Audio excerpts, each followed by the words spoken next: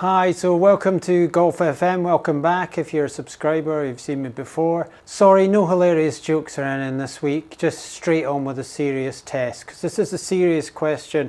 This is Taylormade against Taylormade. So the Taylormade scientists have spent millions and been working all through the night for the last year to bring out a new model. But is last year's model just as good? Or should you spend the extra money and get the new one that they spent millions on? This model here, the Stealth, is available for about £200 or £300 less than this at the moment. So is the new one worth the money? Is it worth holding out, going for a fit and getting these, or just picking up a set of Stealth on the cheap? So I'm going to test these in the usual way, go through the figures and give you my verdict at the end. And I'm going to make no apologies for not going into the technology of these. I've just done a video on the QI10 against the AI Smoke. The Stealth, likewise, I've done videos on that. The only thing I will say is that the main key things I've taken from the QI in terms of technology is that they've tried to make it softer, and also they have tried to sort the long irons, which apparently for years have been causing people to slice the ball.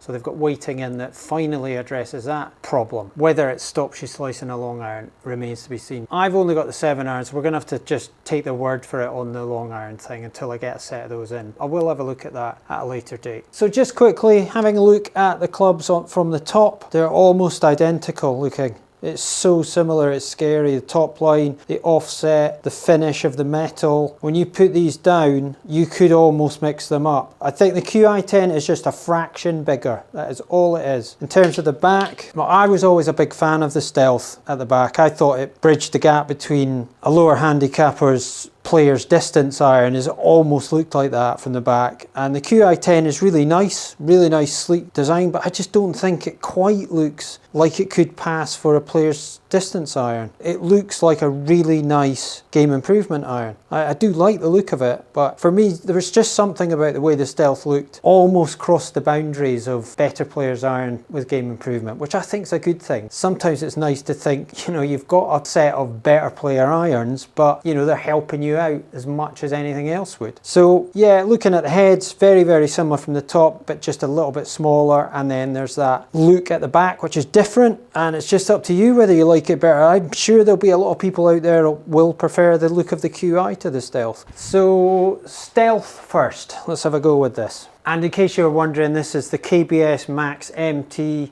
Stiff 85 shaft. It's not normally the shaft I use, but I'll be using it in both for this test. So Stealth first. A wee bit thin. 173, 185 in the air. Not a very good start. That was a more solid strike. A little bit left this time, not too bad. It's gone a bit further. 185 in the air and 203. Spin very low there. I think closed the face over a little touch. Nicer strike.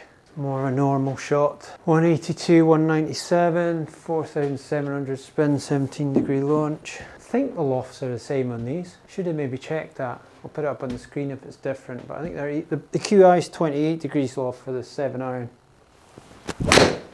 Decent strike. Not going to talk about feel and sound yet, because I want to wait till I start hitting the QI till I say that, because that's one of the most important things, is whether the QI and the Stealth feel different, because they have tried to work on that for the QI. I like the look of this head for a game improvement club. It's really nice. Decent strike, felt like. Not absolutely flushed, but normal shape. 185, 199, 4,900 spins. But the descent angle's usually alright on these, so it looks like a low launch, but it usually comes down okay. Not as good a strike. Interested to see what that one does. 179, 192. Spin up to 5.2. Felt okay. Wasn't flushed again. 183, 198, good for a not perfect strike. Not great again either. Oh yeah, it's doing really well on not a perfect strike. 187, 201. Yeah, it felt like a decent strike. 183, 197, 5,100 spin. Take 49, make this the last one. Oh, decent strike, surely. Yeah, take that, no matter what it ends up being.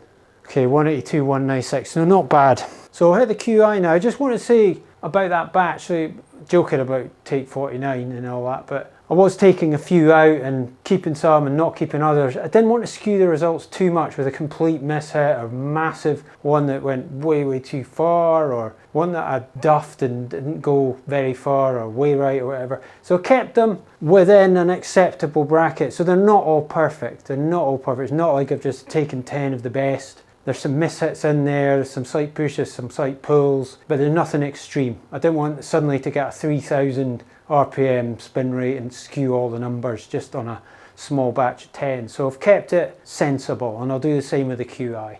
Okay, so I'll have a go at the QI now. Felt like it was out to the right. No, I'll leave it in. The figures are okay. 181, 195 is a bit far right, but that's just my fault.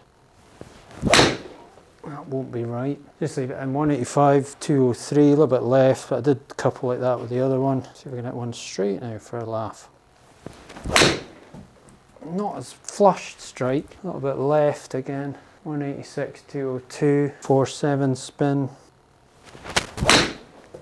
Not bad, 179, 194. I'm trying to think about the feel and the sound, and I'm not noticing anything massively different at the moment. Not perfect. Yeah, 177, 194, 42 spin. Yeah, that wasn't a perfect strike. Probably right a bit. 175, 189, 12 yards right. Have to really keep that in.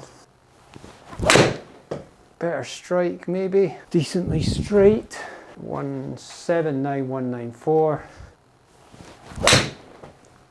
Okay. Straight again. Not like me. Only gets to 189.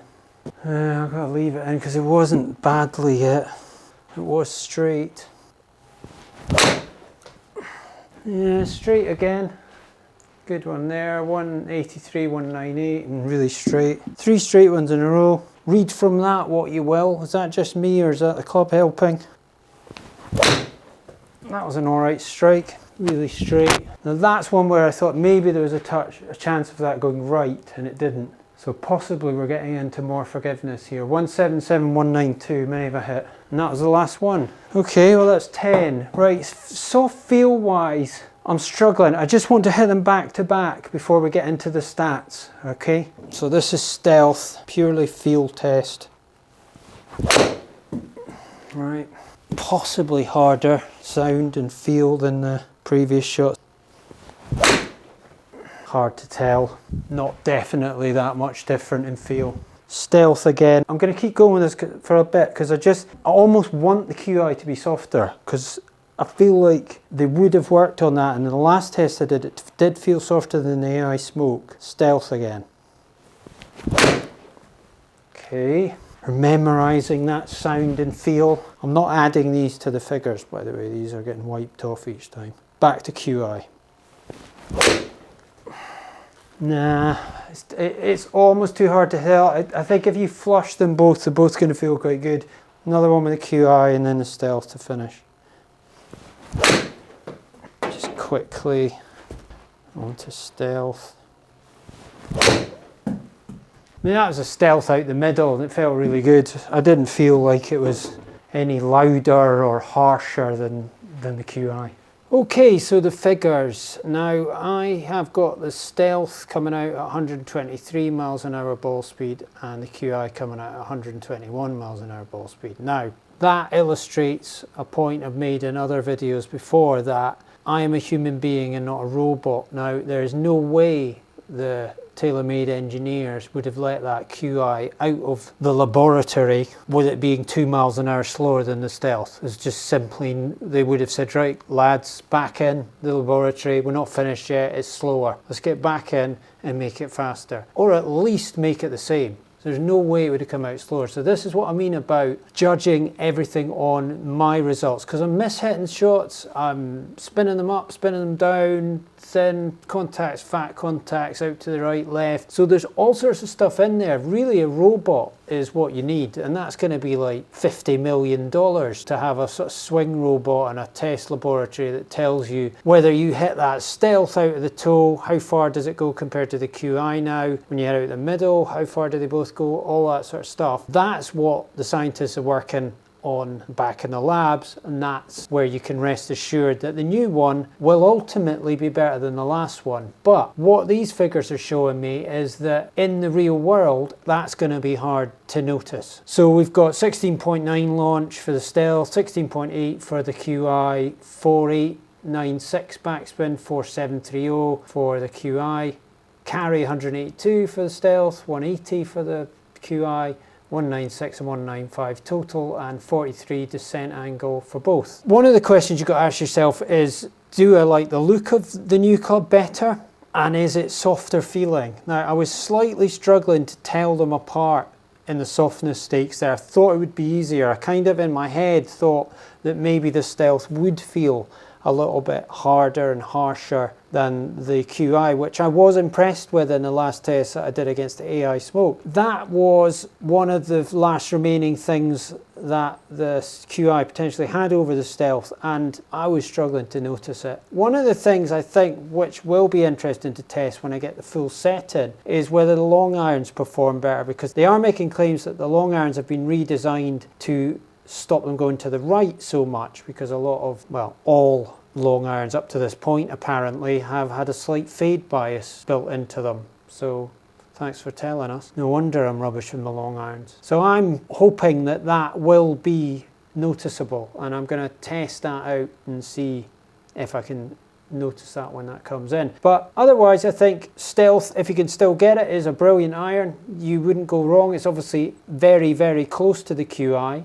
I mean, in my test it came out slightly better, but that could have just been, that was the batch. It has to be as simple as that. I'd like to try and be more decisive on this and say, yes, the stealth is better than the QI, but it isn't. It's me hitting a certain amount of shots in a certain way and getting a certain number of results. I could do this on another day and that could be switched around. It could be 2 miles an hour, the QI an advantage, and you'd all think, oh, the QI is better. So it's obviously very close. The thing that you struggle to do now, obviously, with the stealth is get custom fitted for it. So you're only really going to be able to pick up sets online, and that's a compromise. You know, you'd be better to get fitted, because no matter how bad you think you are at golf, getting fitted actually does help. It is a benefit, because you can get all sorts of stuff just taken into account, like your grip size and your lie angle, and the shaft can be in the right region for you, and the set makeup. You might not need a 4-iron, you might not need a 5-iron, for example. All these things can be determined in the course of a good fitting. So I would highly recommend that you go and get fitted, and for that reason you're going to have to buy the QI if you do that.